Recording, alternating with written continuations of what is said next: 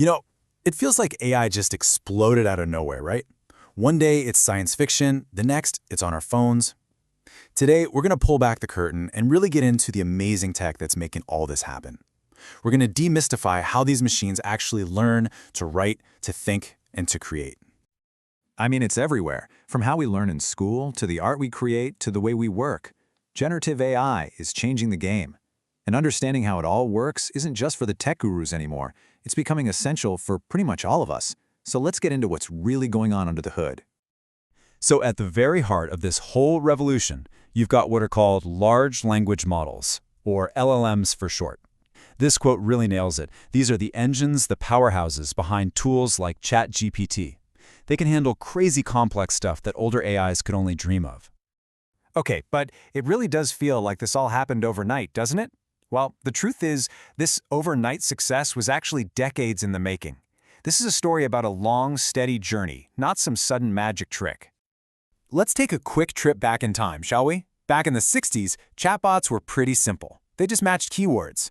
Then you fast forward to the 90s, and suddenly they started learning from data, which was a huge leap. The 2000s gave us virtual assistants. They understood us better, but they were still kind of stuck on a script. But the real game changer, the piece of tech that changed absolutely everything, is what we have today, the transformer. And here's a fun little fact for you. The T in ChatGPT, it literally stands for transformer. So what makes it so special? Well, older models read text in a straight line, which made it hard to see the big picture. The transformer can look at all the words in a sentence at once, understanding how they all relate to each other, no matter how far apart they are. That's what gives it such a deep understanding of context. Which, of course, brings us to the biggest question of all. We know the history, we know the text's name, but how do these things actually process our words and then come up with their own? How do they think? Well, it all starts with a process called tokenization. Now, here's the key thing to wrap your head around. These models don't see words, they see numbers. Tokenization is that crucial first step. It's the translator that turns our human language into numbers the machine can actually work with. And this lays it out perfectly. You type a sentence, the machine instantly chops it up into these little pieces called tokens. They can be whole words or even just parts of words. Each one of those tokens has its own unique number, and that long string of numbers is what actually gets fed into the model. It seems simple, but it's incredibly powerful.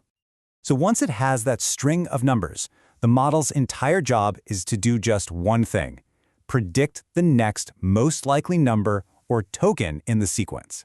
That's it. It just keeps predicting the next token, and the next, and the next, building entire sentences out of pure probability. But here's where it gets really interesting. This is kind of the secret sauce to AI creativity. See, if the model always picked the most statistically obvious word, its answers would get really boring and robotic, fast. So to make things more, well, human, it introduces a little bit of controlled randomness. It might pick the second or third most likely word, and that tiny choice is what makes the text feel fresh, creative, and sometimes even surprising. Okay, so how does this all look when you're actually using it? It boils down to two key terms you need to know. The prompt, that's what you type in, and the completion, that's the model's answer. Let's look at a few examples of this in action. First up, you can treat the model like a super capable assistant and just give it a direct instruction. Look at this prompt. It's super specific, right? It's not just asking a question. It's giving a command with a bunch of rules. Create an assignment, make it for high schoolers, include exactly 4 open-ended questions, and make it about this one topic. And check out the result. The completion is perfect. The model totally gets it. It doesn't just list facts about Louis XIV, it actually creates a structured assignment with a title, some background info, and the 4 specific questions it was asked for. It understood the intent, not just the words. Next up, probably the way most of us use these things, just asking it a question, like you're having a conversation. So this time, the prompt is way more straightforward. It's a direct request for information, framed as a simple question. And bam, the model acts like your own personal expert. It gives a clear, concise summary that answers both parts of the question, who he was and why he mattered. And for our last example, you can use the model as more of a creative partner, someone to help you finish a thought. In this case, the prompt isn't a question or a command. It's just the beginning of a sentence. The user is basically saying, "I've started this, you take it from here." The request is implied.